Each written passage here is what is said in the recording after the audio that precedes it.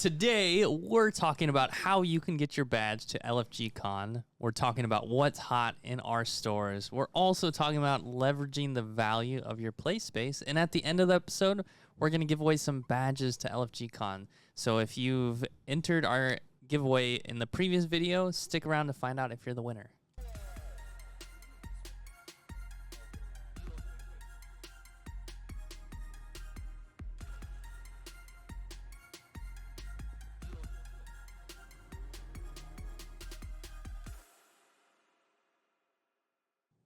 All right, so George, did you know you can buy a badge to LFG Con right now? Right now? Yeah, right now. I don't have my wallet on me. Well, they take Apple Pay. Well, actually, do they? Probably. The Stripe setup. They take credit cards for Okay. sure. Okay. I mean, it's funny you mentioned Apple Pay. I never mind. I don't want to talk about that. Wait, hold on. I think you got to talk about it because you mentioned it. So people come up, they go, all right, this is your total. And then they go, it goes, Apple Pay. do you take Apple Pay? And it's like, oh, yeah, we take card. Like, no, do you take Apple Pay? I'm like, all right, yes, we do. We can take Apple Pay. Okay, well, it's the same thing you're saying? Yeah, it comes out of your card. Like, that's true. That's kind of a pet peeve of mine too. Actually, it's called mobile payment, right? Apple Pay. Right.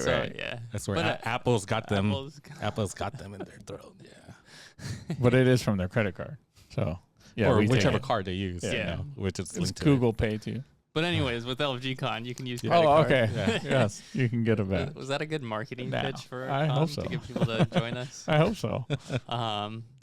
But yeah, you go to lfg-con.com. You can pick up badges now. We're building out the site. It's getting going. We have a page for exhibitors, for volunteers.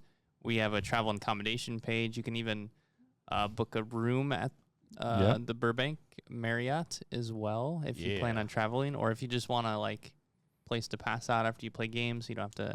You hit up Universal Studios. Yeah. Universal nearby. For sure. Mario Land.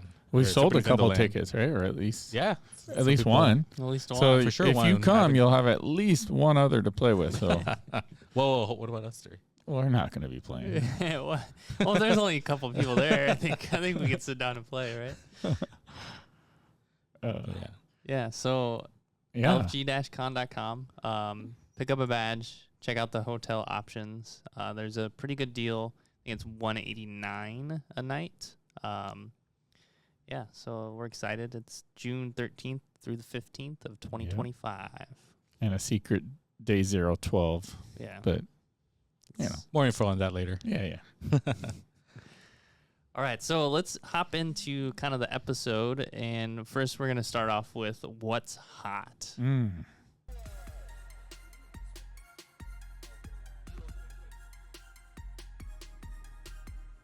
Or not. Or not. Should we start off with what's not hot? We can start off with what's not hot. I haven't been in the store for about 2 to 3 weeks now because I tore my Achilles tendon. You may be able to see it. I might pull it up. Oh, there's the cast. All right. Anyway. Ouch. It hurt like heck. But what's not hot is I haven't been in the store and really don't have the pulse on what's exactly hot, except for the 2024 D&D books. We got those in, and they kind of went super fast. In the first week, we sold out of our alternate covers, which was pretty awesome. And the community seems really excited about the new content in the books, which there seems to be a good amount. So, I think that's what's hot for us. Do you have any alt covers left for that? Yeah, we do. We decided to go pretty hard all in on it. Because one, it is a core book. Yeah, and then throughout the history of alt cover books, there's never been a reprint. So we're just like, all right, let's just get whatever we can and then go from there. And 40 years down the line, it'll be worth probably a lot of money. Maybe. I mean, the 5th edition one, they did the special gift set which is 3 books. The Monster Player DM Yeah. with the alternate cover. They did that, so maybe they'll do that down the line. But that was like maybe 4 years later. But we're surprised. It's a lot thicker than the 5th edition, and the price is like the same. Yeah. I think 4 cents extra. It used to be $49.95. Now it's $49.99. So I was like, we're surprised. We're like, wow. We expected maybe $10 increase or something. Yeah. Because it was thicker, and but we're like, okay. And That's pretty you guys sweet, to be honest. Selling a lot of them? Yeah, people are trickling in. People who do follow our social media did come in during the WPN special release day. Very cool. And then I believe this is now it's officially released worldwide. Mm-hmm. Yeah, so that's been pretty good for sure. I don't know if you guys been. Yeah, we've been selling a bit. I saw someone post on one of the game store retail groups that they tried to order more copies and they couldn't get any of the distributors. So I went and jumped on. I'm like, oh my gosh, I gotta try. And I submitted some, but we'll see if I get more copies because we're almost out of even the regular. Yeah, right. I think we have one of. Some people buy left. 2 because they keep the one untouched, the alternate, and then they use the regular one. Yeah, but for sure, yeah, that is a good point because if you're buying the alternate, it's a little bit like collecting, Yeah, for some people, yeah, it's pretty sweet. So what else is hot? For else, I mean, we do I don't say too many TCGs, but maybe we do too many TCGs. That like every other month it's like, or every month there's always something new coming out. Yeah. So it's like Dustin Warren's coming out, and it's a Halloween. Well, Magic alone puts out so many sets, and now you're putting in 3 or 4 different TCGs. So I guess Magic's always hot. I don't know. Yeah, right. But I mean, there's been stuff that's not out yet that people have been talking about is like Star Wars Set 3. Okay. When's that come out? November. Okay. Yeah, they release a lot slower than the other TCGs. So all right. It's very slower, but it's sweet. People are talking about it. I have what's hot. What's your hot? What's yours, Dustin? Altered. Yeah, Altered. Another TCG. Look at this. Yeah, but we don't do so. Let's count our TCGs between me and you. Which one? Let's count how many them TCGs you count do. Them up. Let's go. So I think, George, you do Lorcana and Magic. Yes. That's it, right? That's it. And then Day, you do One Piece. One Piece, Lorcana. You should have started with you because Star Wars, Pokemon. And then we literally have like as much as Altered looks sweet, we try it, but we just have no room. There's like no table space, no time space. There's just like no space to add more. And Dustin, you do all those and then add Altered? Yeah. Dang. But you don't have as much play space. Yeah, and we also don't do as many events. So like Star Wars Unlimited, you guys do weekly. Yeah. So I guess One Piece you do weekly as well. Yeah. Theoretically, we could carry the stuff to sell. But for us, we like to carry the stuff we run events for. Yeah. Like for us, for One Piece, I literally got 4 booster boxes. Yeah. Well, you're slowly getting into it, so yeah. But I think I was promised 8 with Bandai's lowest thing. You know what? I mean, that's a whole different topic. Yeah. What? They broke their promise? Organized Play offering something, and then the distributor is able to offer you something. It's whole different scam shenanigans. It's hard when it's hard to do events for TCGs when we just don't get no product, right? It doesn't make much sense. Yeah. I mean, we could charge like a good amount for a lot of constructed stuff, but then why would I do that when I can run a different TCG that brings in? Can't you just tell them you're like ordering your Target or something? Like, I'm Target. I'm ordering. Our distributor this time around almost dropped the ball completely for any product. So I was like, the fact that I got 4 is pretty like, okay, I just whatever. Just pretend to be somebody else. Sheesh. Yeah. I mean, sucks. I understand it happens. So yeah, it sucks. And just in the moment, for me, I just got to problem solve and figure out how to get it going. But Altered is really fun. Yeah. I still have to show you guys the game because I think you would both like it. It's a very board game-esque. Okay. I know you kickstarted it and had some product. Is it now officially released? It officially came out on Friday, September 13th. Okay. So we did our launch event on Saturday. We had 8 players, which is it's not bad for first go around. Time. Yeah. Yeah, Like, it doesn't have a following yet, right? yeah. I mean, truly, like. But it's interesting because they're doing some, like, the gameplay. I love it for the gameplay, but they're doing some very ambitious things in the TCG space, Okay. like digital digital cards. tokens for their cards. Yeah. And NFT. No. procedurally generated cards. So there's some cards that like is one of one. Oh, right. Yeah. Um, You said that last time. That actually sounds really interesting because you get the only card ever that's ever going to be made. For the game. Yeah. So it's like, what does that do down the road for the Value. game? Yeah. But it'll be interesting. I like it for the Secondary game. market. Wait, And is it one-on-one version of a card, right? Not one-on-one unique card as in like what it can do.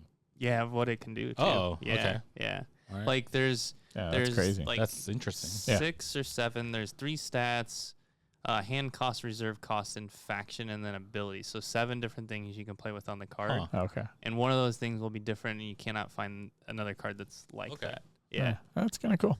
So yeah, it's interesting. It's interesting to Why see don't we what play that it? might do. Yeah, maybe a future episode. I built a deck Yeah. with nothing but one-on-ones. Yeah, I would. Well, the way I learned is you can only have one color in a constructed deck. Oh, okay. Yeah. For now. For it's now, still new, yeah. Right?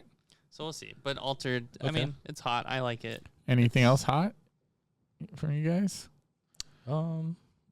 Recently, it's the new D&D and just whatever next set of TCGs coming out. How about board games? Any new board games that have come out?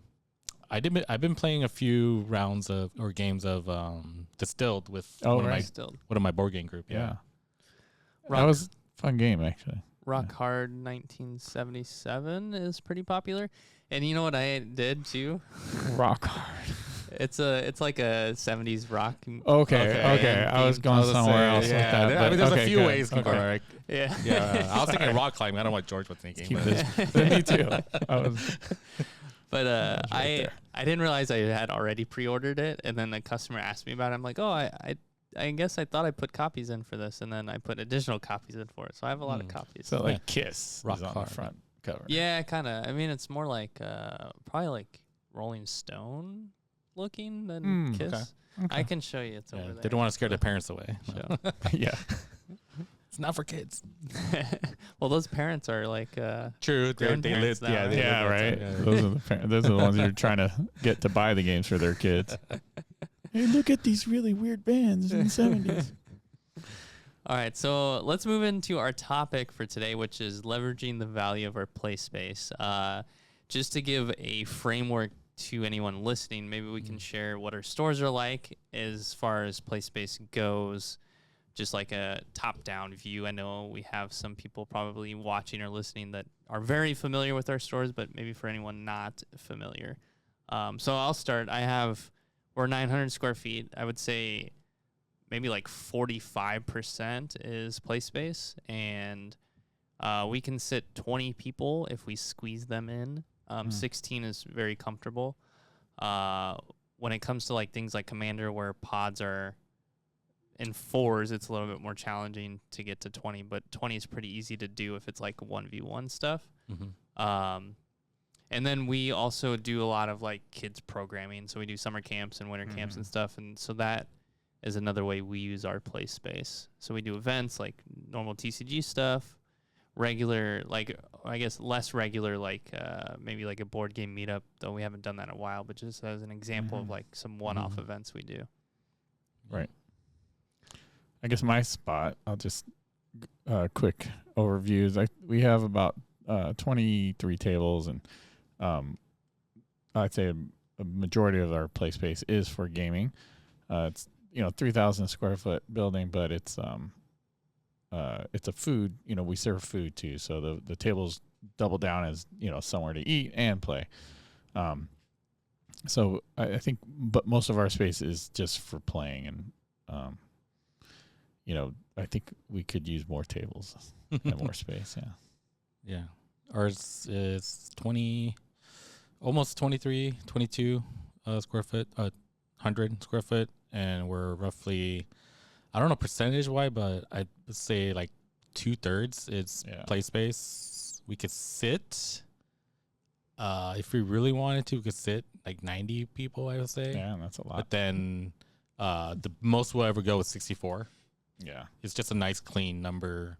If you're running a tournament, it's like clean number, no more rounds or something, So Dustin, if let's say you have an event that gets the, not 64, but, or maybe even 64, do you pop up tables?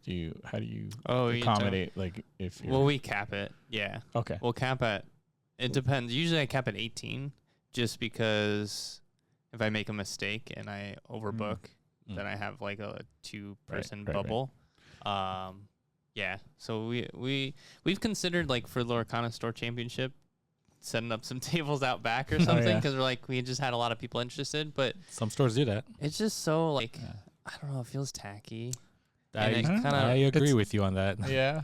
Yeah. I mean, I've been to stores that do that too. Yeah. That, like, their play space is, they need that extra room, so they go outside. I didn't mind. Yeah. I'll tell you this, as a tournament player or grinder or whatever, like, you really don't care about the conditions of the place. Yeah. Not too much. That's like a back of your head. You just want to win, right? Yeah. As you're just like, I just want to play and win. So in that aspect, like, oh yeah, sure, I'll play outside. Like, because it's a one-time event. It's not like we're gonna open the outdoor space for every event or for every day of the week. You're not gonna have that. It's once a month, maybe that you're gonna. Yeah, I mean, I would do it if you could pull it off in a more, don't want to say premium, but like more than just tables and chairs outside. Like, you want a canopy. You don't want them burning in the sun. Yeah, I've heard horror stories about that. Too, like it's like super hot or it's super windy, or like start to rain. But it gives them a story to tell their kids when they're older. Back in my days, I used to play out in the sun. I used to be shoulder to shoulder, like. Yeah, like that was one thing when we did our store championship. We had 20 people in here, and I was kind of worried because I was just, I want to make sure people feel comfortable. Yeah, and I think that's a big part of coming to play here. And I asked players, I'm like, hey, do you guys feel like cramped? Does it feel good in here? And everyone's like, oh, no, it feels good compared to some other ones we've played in. I'm like, okay, well, then this is like, for me, this feels very cramped. But I guess compared to some back other in the days, there's like, man. I guess there's cramps, I'll tell you. Matter what you're comparing it to. When I played Magic back in the day, it was I've seen cramp. Yeah. I used to have to play on people's laps. Yeah. So, okay, well, now I got a question for you, George. Yeah. So you said your tables double down as a place to eat and place to play. Yeah, yeah. Are there any, like, data points you look at for determining the success of your tables or how you want to use them or anything like that? I mean,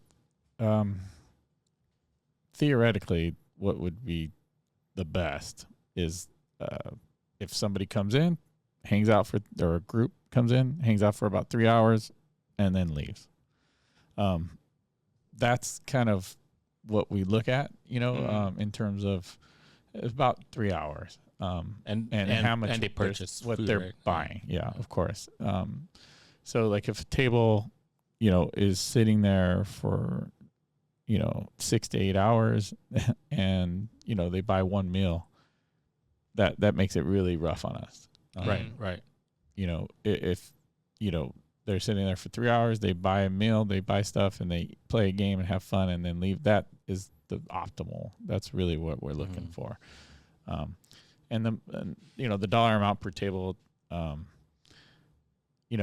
looking at, probably just like $15 a head, That's your there. target, or that's your average? That's what our average is, around $10 to $15 a head. So we don't charge for people to come in yet, but we are thinking of different ways to generate, make sure that if people do stay over 3 hours, that maybe they either buy again or they maybe pay for that space because they're using that space. That means if we're at capacity and somebody's sitting there for 6 to 8 hours, that means a table's not turning over, obviously. And so we can't generate more income unless they buy more. Right. Yeah, that makes sense. Which is, we want to keep the place running. So that's, I mean, I'm not going to lie. I'm sometimes one of those. I've been to your store plenty of times to play games. Wait, I'll what? I'll buy like a sandwich and a drink, and then after, I mean, depending on who we're gaming with, we're there for more than 3 hours, and then for the most part, I will buy another drink. Right. Yeah, almost. Almost everybody buys something. Which is really great. But I've definitely sometimes I've been there and I didn't buy anything. So let me ask you this then, Day. If I was to say you can come in, play the game, and it was X amount, would you still come in? Like you're going to play 8 hours because you're hanging out with your group. So I'm just paying a flat fee. I'm not getting anything in return. Well, because you don't want to buy anything there. Like, you know what I mean? You're like, how about if I say it's $10, but if you purchase food, that $10 goes towards the food. Oh yeah, every 3 hours. Yeah. Okay, that's interesting. Yeah, because like the sandwich and the drink first off, it's like roughly maybe 18, right? Yeah. So. And then 3 hours later, I buy another drink that I'm kind of already doing that, but now I'm kind of like forced into it. But like, sure, like 3 hours, I'll be thirsty again. Like, okay. I think I don't want to say it's an issue, but I think the old generation gamers, I would say, they're not accustomed to this thing of paying a table fee or something because. For the longest time, I just come in and we're playing. Right. But they don't know what it costs to run a store kind of like ours. It's like a lot of overhead, and it's interesting too because I think it is partly regional, not to the extent of like pain, but the extent of like the value of your dollar for entertainment. Because 100% entertainment in LA, like. Oh yeah, you go out. If you can do something for $5, like that's free. Yeah, that is free. That is really free. Yeah, that doesn't. But if like me looking around the country at other board game stores that serve food and how they run things, a lot of them a lot of them charge to come in. Yeah, some are $3 an hour. I've seen some are $14 if you just want to sit and play, but it's $10 if you buy food from them. So they even charge you even if you're getting food. So I mean, around the country and in Canada it's pretty big too. They're all charging. Yeah, I mean it's definitely regional, as Dustin said, because we don't know what it costs to live there. We don't know how much they're getting paid, right? Like. Yeah. But you're right. $5 is like nothing. Yeah. It's free in LA. Like it really does feel. It does feel like it's free. I'm paying $5. One of my employees one time said, hey, if they're gonna pay $20 to $30 to go see a movie for 2 hours, 100%. Why not pay $20 to go to a board game store and sit there for 4 to 5, 6 hours and enjoy? You're having fun the whole time. You know what I mean? I don't know if it's something I'm sure you have considered, but like memberships too. That would be a interesting thing because you could charge just $10, but they never have to pay a play space fee. And it's nice to know like you have that recurring monthly from so many people. Yeah. But then I know one other end, and this is one thing that I always play around with because it's like you want to try to generate as much revenue as possible as a business, right? To keep going. Or like for sure. Maybe not. Keep the doors I don't open. know.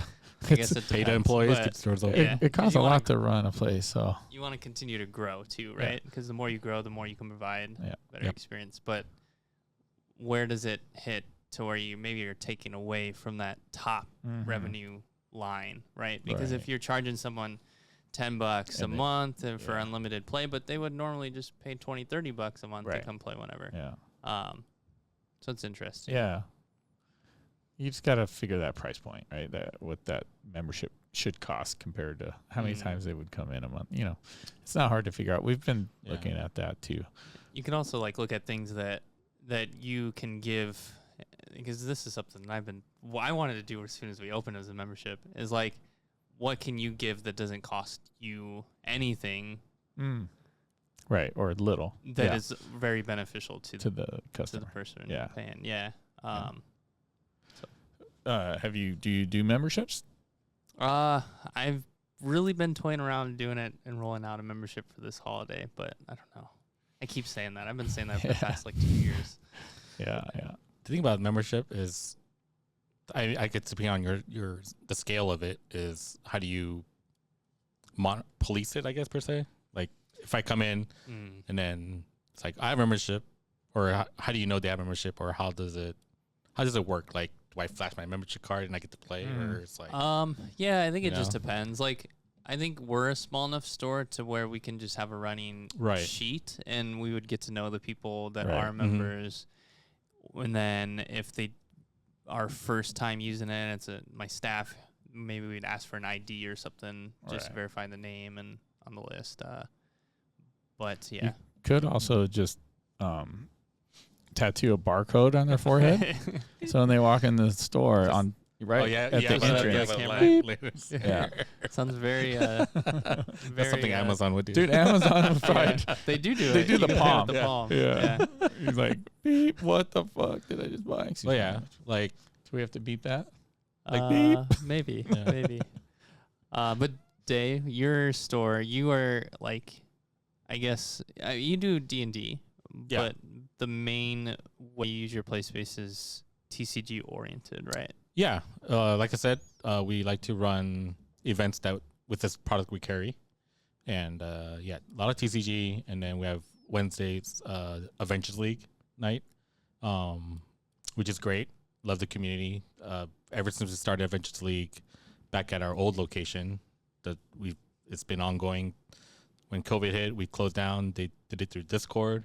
Oh, that's awesome. And then when we reopened, and then we offered the space again, definitely a little downside at that time, but it's growing. There were some people came back in the store, some people were still playing on Discord. Okay. And then now, it's been constant. Like never besides having forced to close, it's been constant. So for your play space, are you charging per seat? Like per person. Per person per when seat. they come in? Yeah. So it's ideally any given day and night it's $5, or option to purchase something $5 or more. Okay. If you're playing an event that's hosted at a different time during the day, so you can pre sign up for that, and that's part of the thing. Okay. So I'd say we're pretty fair on $5 charging table fee. It's like $5. So the people that come in and play Commander, they're paying $5. Yeah, but it's like, and then we have the option, or you can buy, and then they buy a soda, and then they'll buy a pack and a snack, or well, now it's just a pack, but back then it wouldn't hit the $5 with one pack. But nowadays, now they do. Now it's like, now it's just a pack. So.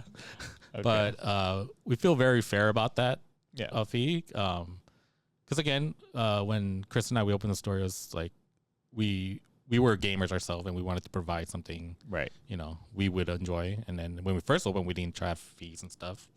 But then later down, as we moved to a bigger location, and then rent every year rent goes up, but everything else doesn't go up. If you're watching and you're a consumer, places that you walk into, their rent goes up every year, but their stuff really don't go up, that often. And we're finding like, all right, we gotta start charging. Let's do this charge model, and then ever since we started it, like maybe there's like a group that didn't like it, right? And then they'll come some days, they won't come when they usually come. In the end, we don't see them anymore, and we're just like, okay, but like at the same time, you got to keep the lights on. Yeah, and then they weren't per se the ones who really bought a lot of stuff, right? At the same time, so it's like, were they ever our customers, in the first place? Yeah, that's actually an interesting point, because I think we're both in the same like game retailer Facebook group. Yeah. And I see this comment here and there about, and it's mostly miniature gamers, or stores who host miniature gaming, and they say that they don't charge, but that community buys from them. And so it's interesting because I don't know. I feel like you're playing with fire a little bit too. There's a balance. So miniature. I'm not saying any hobby is cheap or can be cheap or whatever, but I think miniatures can be more lucrative because TCG, you have the product, right?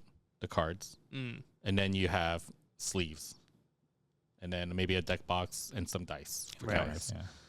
Miniatures, you got multiple different armies.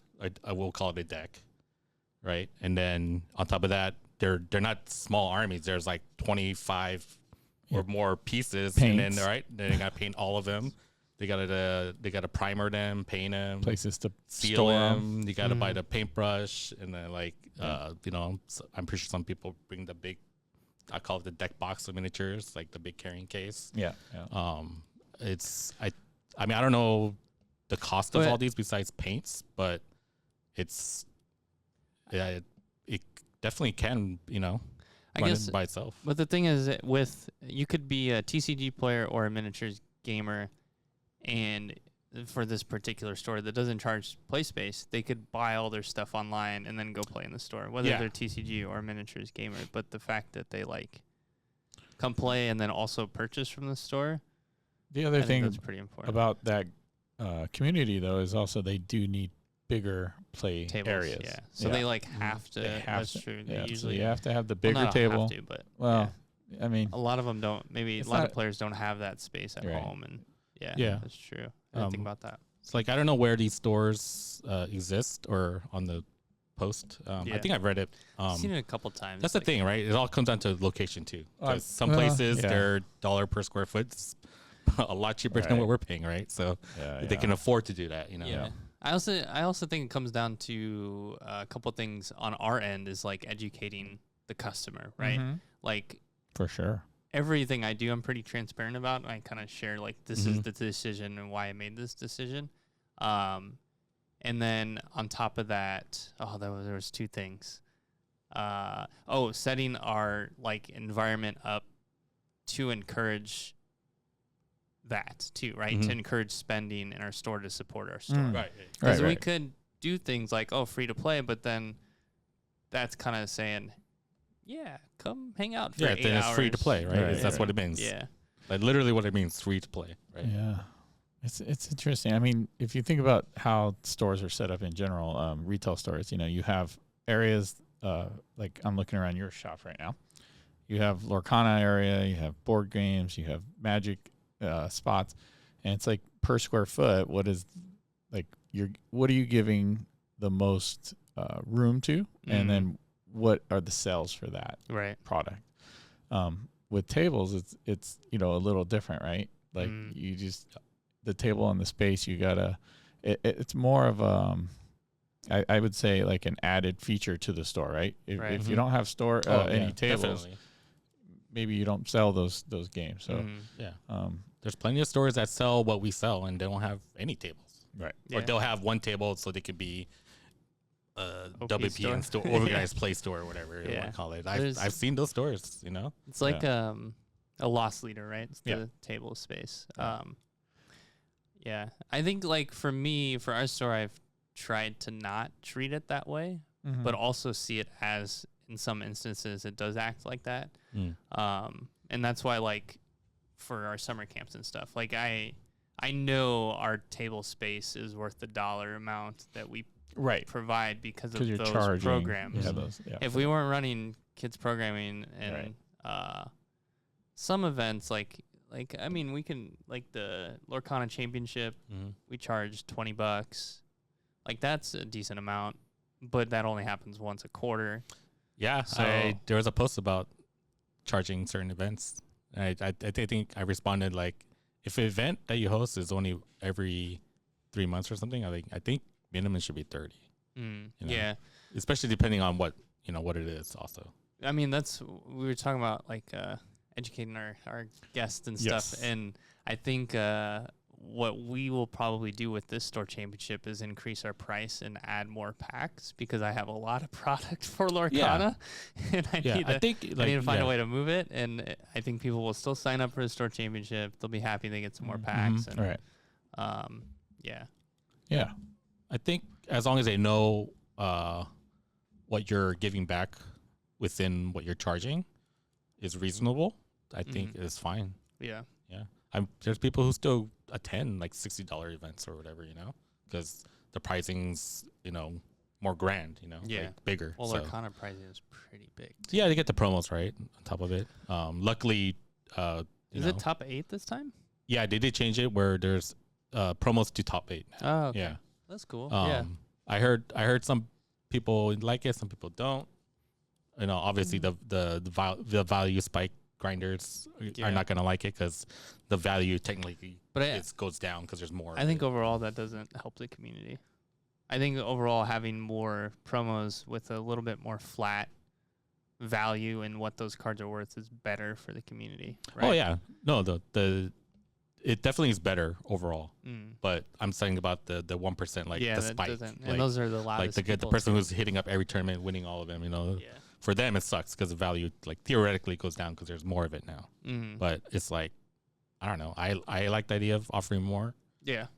It's great that there's organized plays out there that do offer these free kits and stuff. And there are some we gotta pay for them. I'm just like, really? Yeah. Like it's like you're lucky that your product sells. Yeah. If your product didn't sell, we would not be running events for you. It's interesting because all this goes. I mean, we're kind of off topic, but it does go back to it's the same thing. PlaySpace, because those promos for Lorcana, we're able to charge a little bit more because of the value of those promos. Right. And then our PlaySpace can earn more dollars, right? Yeah. Right. But if we're paying for promo stuff and we're trying to charge more to make up for the cost of that promo stuff that we have to purchase, then our PlaySpace becomes almost a free play, right? Like, let's say, I don't know. I mean, it's rare. We're rarely paying that much for promo stuff, but it does eat into that. It does eat into what you can give out in return, right? Yeah.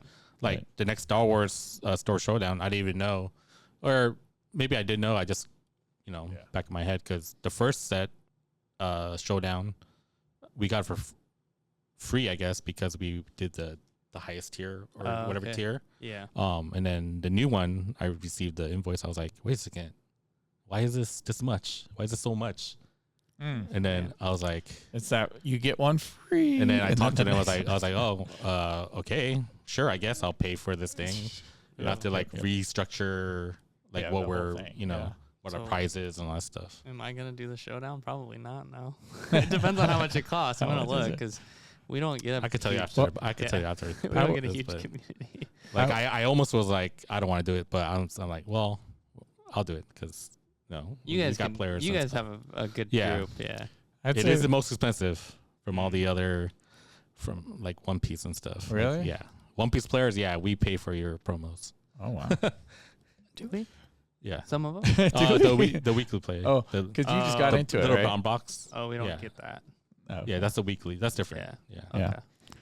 Yeah. Anyway, I'd say like going back to the play space, educating your customers is super important. So if you have an event that's like, say, we have these events called playthroughs, so you can come and actually play the game all the way through and be taught how to play, and even talk strategy or whatnot if you want to learn that. But it's mostly like you're going to get a game of whatever, X. We did it for Lords of Waterdeep. And then you educate your players. You're like, hey, Lords of Waterdeep has these expansions, basically, you're promoting the game. Mm-hmm. Yeah. But you can also talk about other new games that have come out, just being able to kind of like one-on-one talk to your customers, tell them what you got going on. I think that helps with building the revenue for the play space. Oh yeah. Yeah. So. We used to do when we carry board games, we used to do demo days where each table will have a game out, and then people come in.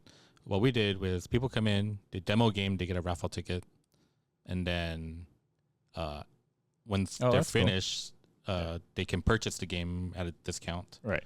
And then we'll do a raffle. Yeah. Too, so. That's really cool. I remember you saying that. I think I like the discount idea. Yeah. Because again, it goes back to play space and leveraging. Like, we can also look at our play space per month, how much we make based on events. And then if I know I'm doing a board game demo twice a month and I can look back for the past 4 months, I've sold X number of board games each month. I can know that I'm going to revenue this much. Mm-hmm. Right. Yep. which is interesting. Yeah, I think it was definitely a good filler, for a weekend event. Something to do. Yeah, it's like, and I don't know how it is now because we haven't ordered board games in a hot minute. But do they still offer demo games at discount? Are they available? They offer them, but they don't have them. Yeah. Because I remember they used to do that, and we would do that. I think you can get them if you are reaching out to publishers directly. They're usually willing to. They either have a deal, like if you order a case through them directly, you get a demo copy, or sometimes they might send you one if you pay for shipping. Maybe LFG Con can get a couple demos. Publishers, send us some demo copies so we can. We'll put them right in our library. Add them. We're gonna have gameologists there. Like I really like Stonemeyer's policy for demo they're copies. What's their policy? I don't remember exactly what it was. I just remember liking it. Do you know? They're a great company though. I've communicated with him a few times directly. I mean, Stonemeyer is very open with their stuff. They're really great. Important.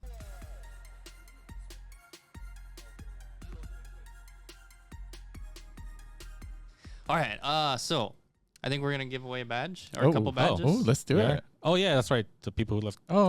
Comments from the last video. So we have 2 different badge giveaways. We're gonna give away a badge for anybody who left a comment on our last video. Okay.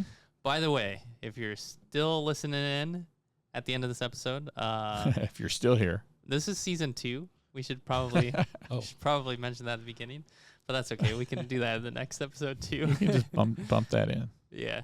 Okay. Yeah. Maybe we'll record at the beginning. But here is the first giveaway for leaving a comment on our last YouTube video. So we're gonna spin around.